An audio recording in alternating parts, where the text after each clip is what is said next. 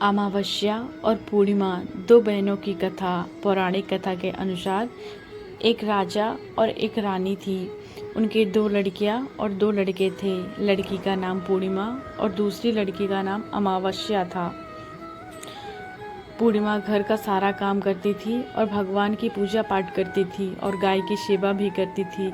लेकिन अमावस्या न तो घर का काम करती थी और न ही भगवान की पूजा पाठ करती थी और न ही गौ की सेवा करती थी। फिर भी राजा और रानी अपने दोनों बेटे और अमावस्या को प्यार करते थे, लेकिन पूर्णिमा से नफरत करते थे। राजा के दोनों लड़के और लड़कियां धीरे धीरे बड़े हो गए। राजा के दोनों लड़कों का विवाह करवा दिया। इसके बाद रानी ने कहा कि इन दोनों लड़कियां भी विवाह के योग हो गई हैं, तो इनके लिए भी कहीं पर जाकर रिश्ता तय करवा दो। लेकिन अमावस्या का विवाह किसी बड़े घर में कराना और पूर्णिमा को किसी गरीब घर में देना, क्योंकि पूर्णिमा को घर का काम करना और भगवान की पूजा पाठ करना और गाय की सेवा करना यही पसंद है।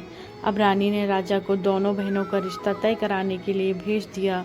तो राजा ने अपने पड़ोसी राज्य के राजकुमार से अमावस्या का शादी का रिश्ता तय करा दिया और उसी गांव में एक गरीब लड़के के से पूर्णिमा की शादी का रिश्ता तय करा देते हैं। और राजा अपनी रानी को दोनों बहनों की शादी के रिश्ते के बारे में बताते हैं। तो रानी अब सोचती है कि पूर्णिमा की भगवान कैसे मदद करते हैं, क्योंकि यह पूजा पाठ बहुत करती है और गाय की सेवा भी करती है। लेकिन पूर्णिमा के भाई और भौजाई पूर्णिमा से बहुत प्यार करते हैं, क्योंकि पूर्णिमा उनका घर का कामों में हाथ बटाती है और अमावस्या उन पर अपना रौब जमाती है। राजा इसके कुछ दिन बाद उनका विवाह करवा देते हैं। जब राजा और रानी उन दोनों लड़कियों को विदाई देते हैं, तब अमावस्या को विदाई के समय बहुत सारी धन दौलत देते हैं और पूर्णिमा को कुछ भी नहीं देते। इसके बाद दोनों अपने ससुराल चली गई। अब एक दिन अमावस्या ने अपने घर शिव चर्चा रखी, जिसमें उसने पूरे गांव वालों को अपने घर बुलाया, लेकिन पूर्णिमा को नहीं बुलाया। जब गांव की औरतें अमावस्या के यहाँ जा रही थी, तब पूर्णिमा अपने दरवाजे के बाहर बैठी हुई थी। तो उन औरतों ने पूर्णिमा से कहा कि तुम्हारी बहन ने शिव चर्चा रखी है, तुम नहीं चलोगी क्या? पूर्णिमा ने कहा, मुझे तो बुलाया ही नहीं है, मैं कैसे चल सकती हूँ? और औरतों ने कहा, बुलाया नहीं है तो क्या हुआ, वहाँ तो भगवान की चर्चा होती है, तुम चलो हमारे साथ। पूर्णिमा उन औरतों के साथ उनकी बात मानकर चली जाती है। जब अमावस्या की नज़र पूर्णिमा में पड़ती है, तो अमावस्या ने गुस्से में आकर पूर्णिमा से कहा कि तुम यहाँ कैसे चली आई, तुम्हें तो मैंने बुलाया ही नहीं है। पर खैर कोई बात नहीं, तुम आ ही गई हो तो चुपचाप बैठे रहना और इधर उधर मत घूमना। इस तरह से अमावस्या ने पूर्णिमा की गरीबी का मजाक उड़ाया। अमावस्या की यह बातें सुनकर पूर्णिमा की आंखों से आंसू की धार बहने लगी और भगवान शिव से हाथ जोड़कर पूर्णिमा मन ही मन विनती करने लगी, हे भगवान, क्या पूजा पाठ करना, घर का काम करना, गौ की सेवा करना, आखिर मेरा क्या कसूर है? क्या यह गलत है? आप कृपा करके मुझ पर। पूर्णिमा बारंबार बोलने लगी।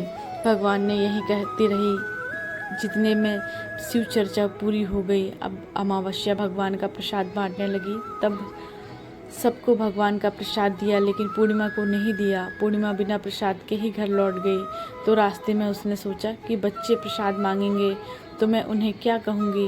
उसने सोचा कि मैं अपने मायके अपने भाई और भौजाई के यहाँ जाऊँगी, वहाँ से मेरे बच्चों के लिए कुछ लेकर आऊँगी। ऐसा सोचते हुए वह अपने घर गई और उसने अपने पति और बच्चों से कहा कि मैं अपने मायके जा रही हूँ। उन्होंने कहा ठीक है, और पूर्णिमा मायके के लिए रवाना हो चलती है। चलते चलते एक चबूतरा आया जिस पर तुलसी का पौधा लगा हुआ था। उस चबूतर पर एक बूढ़ी औरत बैठी हुई थी। वह कोई और नहीं, साक्षात तुलसी माँ थी। उस बूढ़ी औरत ने पूर्णिमा से कहा, बेटी तुम कौन हो और कहाँ जा रही हो? तो पूर्णिमा ने अपना परिचय दिया। तो उस बूढ़ी औरत ने पूर्णिमा से कहा, यह तुलसी का पौधा सूख रहा है, इसमें थोड़ा पानी डाल दो और इस चबूतर की साफ़ सफाई कर दो, जिससे मुझे थोड़ी ठंडक मिलेगी। पूर्णिमा ने कहा ठीक है माँ जी। उसने तुलसी में पानी डाला, चबूतरे की साफ़ सफाई की। बूढ़ी औरत को ये भी नहला दिया, उसके पैर धुलाए और कहा क्या काम है माँ जी? उसने कहा कुछ नहीं, अब तुम जाओ, वापस आते समय मुझसे मिलकर जाना। पूर्णिमा ने कहा ठीक है माँ जी।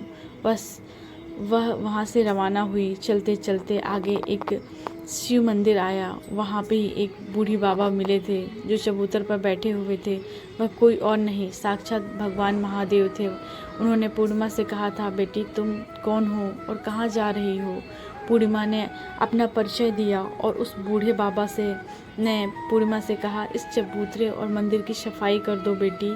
पूर्णिमा ने कहा ठीक है बाबा, और उसने चबूतरे और मंदिर की सफाई कर दी, पूजा पाठ की और उस बूढ़े बाबा को भी नहलाया और कहा क्या काम है बाबा। उस बूढ़े बाबा ने कहा, कुछ नहीं बेटी, अब तुम जाओ, वापस आते समय मुझसे मिलकर जाना। पूर्णिमा ने कहा ठीक है बाबा, और वह वहाँ से रवाना हुई। आगे चलते चलते काली माँ का मंदिर मिला। वहाँ एक बूढ़ी औरत चबूतरे पर बैठी हुई थी। उस बूढ़ी औरत ने पूर्णिमा से कहा, तुम कौन हो बेटी और कहाँ जा रही हो। पूर्णिमा ने अपना परिचय दिया। तब उस बूढ़ी औरत ने पूर्णिमा से कहा, बेटी यहाँ सब पूजा पाठ करने तो आते हैं, लेकिन मंदिर की साफ़ सफाई कोई नहीं करता, इसलिए इस चबूतरे और मंदिर की साफ़ सफाई कर दो। पूर्णिमा ने कहा ठीक है माँ जी। तब पूर्णिमा ने मंदिर के चबूतरे की साफ़ सफाई की और पूजा पाठ किया और माता का श्रृंगार किया। उस बूढ़ी औरत को नहला दिया। बूढ़ी औरत के पैर दबाए और पूर्णिमा ने कहा, और क्या काम है माँ जी। तब उस औरत ने कहा, कुछ नहीं, अब तुम जाओ, वापस आते समय मुझसे मिलकर जाना। तब पूर्णिमा ने कहा ठीक है माँ जी। इसके बाद वहाँ से वह रवाना हो जाती है और थोड़े आगे चलते चलते एक नदी आई। नदी के किनारे में एक बूढ़ी औरत बैठी हुई थी। वह साक्षात गंगा मैया थी। उस बूढ़ी औरत ने कहा, तुम कौन हो बेटी और कहाँ जा रही हो। तो पूर्णिमा ने परिचय दिया। इसके बाद उस औरत ने पूर्णिमा से कहा, इस नदी में स्नान करने तो सब आते हैं, लेकिन यहाँ साफ़ सफाई कोई नहीं करता, इसलिए तुम इसके किनारे साफ़ सफाई कर दो। पूर्णिमा ने कहा ठीक है माँ जी। वहाँ से साफ़ सफाई करके बूढ़ी औरत के पैर दबाए और कहा, और क्या काम है माँ जी। उस बूढ़ी औरत ने कहा, कुछ नहीं बेटी, तुम जाओ और वापस आते समय मुझसे मिलकर जाना। इसके बाद पूर्णिमा नाव में चढ़ने लगी तो नाव फूली से सजी हुई थी। वह नाव में बैठकर नदी के दूसरी किनारे पर उतर गई। इसके बाद वहाँ पीहर के घर पहुँच गई। वहाँ पर पूर्णिमा के भाई भौजाइयों ने देखा तो बहुत खुश हुए। उन्होंने पूर्णिमा की बहुत खातिरदारी की और खूब सारी बातें की और कहा बच्चों को भी साथ लेकर आती। इसके बाद सब खाना खाकर सो गए और सुबह जब पूर्णिमा ने अपने ससुराल जाने के लिए कहा तो भाइयों ने उसे एक लाल साड़ी दी और एक थैले में बच्चों के लिए कपड़े, खाने पीने के कुछ सामान रख दिए और कहा कि तुम बहुत दिनों के बाद आती हो, जल्दी जल्दी आया करो। पूर्णिमा ने कहा ठीक है। इसके बाद पूर्णिमा की भाभी ने पूर्णिमा को हाथ में थैला दिया और कहा कि जाओ, वापस जल्दी आना। इसके बाद पूर्णिमा वहाँ से रवाना हुई। उसी नदी के किनारे पर पहुँच गई। नाव में बैठकर नदी के दूसरे किनारे पर उतर गई। वहाँ पर उतरने के बाद पूर्णिमा ने वही बूढ़ी माँ मिली जो साक्षात गंगा मैया थी। उसी बूढ़ी माँ ने कहा,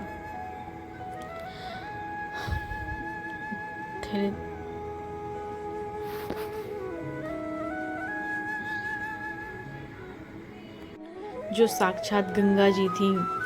उसी बूढ़ी माँ ने कहा, आ गई हो बेटी। पूर्णिमा ने कहा, हाँ माँ, मैं आ गई हूँ। उसी बूढ़ी माँ ने पूर्णिमा को एक थैला दिया और कहा कि तुम अपने घर ले जाकर ही खोलना। पूर्णिमा ने कहा ठीक है माँ जी। अब पूर्णिमा के पास 2 थैले हो गए। उन्हें लेकर वहाँ से रवाना हुई। पूर्णिमा ने अब आगे चली तो काली जी का मंदिर मिला। वहाँ भी काली माँ बूढ़ी माँ के रूप में बैठी हुई थी। उसने कहा, आ गई बेटी। पूर्णिमा ने कहा, हाँ माँ जी, मैं आ गई। काली जी ने कहा, एक थैला दिया है और कहा कि मैं घर जाकर और इसे घर जाकर ही खोलना। पूर्णिमा ने कहा ठीक है माँ जी। अब पूर्णिमा के पास 3 थैले हो गए। पूर्णिमा ने एक थैले पर सर पर लिया और एक हाथ पर लिया और वहाँ से रवाना हुई। आगे चलते चलते वहीं भगवान शिव का मंदिर आया। वहाँ पर भगवान शिव बूढ़े बाबा के रूप में बैठे हुए थे। उन्होंने कहा, बेटी आ गई हो। तो पूर्णिमा ने कहा, हाँ बाबा, मैं आ गई। तो उस बूढ़े बाबा ने पूर्णिमा को एक थैला दिया और कहा, अपने घर ले जाकर ही खोलना। पूर्णिमा ने कहा ठीक है बाबा। अब पूर्णिमा के पास 4 थैले हो गए। अब पूर्णिमा के पास 4 थैले हो गए तो भला वह अकेली 4 थैलों को कैसे ले जा सकती थी। इसलिए उसने पुरानी साड़ी निकाली और उन चारों थैलों की साड़ी में इकट्ठा बांध लिया। अब पूर्णिमा ने वहाँ से रवाना हुई और थोड़ा आगे चली गई तो तुलसी माँ बूढ़ी औरत के रूप में बैठी हुई थी। उसने पूर्णिमा से कहा, आ गई हो बेटी? तो पूर्णिमा ने कहा, हाँ माँ जी, मैं आ गई हूँ। तो तुलसी माँ ने पूर्णिमा को एक थैला दिया और कहा कि इसे घर लेकर जाना और उसे घर पर ही खोलना। उसने कहा, ठीक है माँ जी। अब पूर्णिमा के पास 5 थैले हो गए। पूर्णिमा वहाँ से रवाना हुई और सीधे अपने घर आ गई। पूर्णिमा ने थैलों को नीचे रखा। सबसे पहले अपने मायका का थैला खोलकर देखने लगी। उसमें बच्चों के लिए अच्छे अच्छे कपड़े, बच्चों के खाने पीने की चीज़ें, कुछ गहने थे। पूर्णिमा ने अपने बच्चे को वो नए नए कपड़े दिए और खाने पीने की चीज़ें दी तो बच्चे बहुत खुश हुए। अब पूर्णिमा दूसरा थैला खोलती है। उसे गंगा माँ ने दिया था। उसमें सोना और चांदी से भरा हुआ था। अब पूर्णिमा ने तीसरी थैली खोला। उसने काली माता ने दिया था। उसमें 16 श्रृंगार का सामान भरा हुआ था। अब पूर्णिमा ने चौथा थैला खोला तो भगवान शिव ने उसे दिया था। उसमें धन संपत्ति और बहुत सारी खुशियाँ भरी हुई थी। अब पूर्णिमा ने 5वां थैला खोला तो उसमें तुलसी माँ ने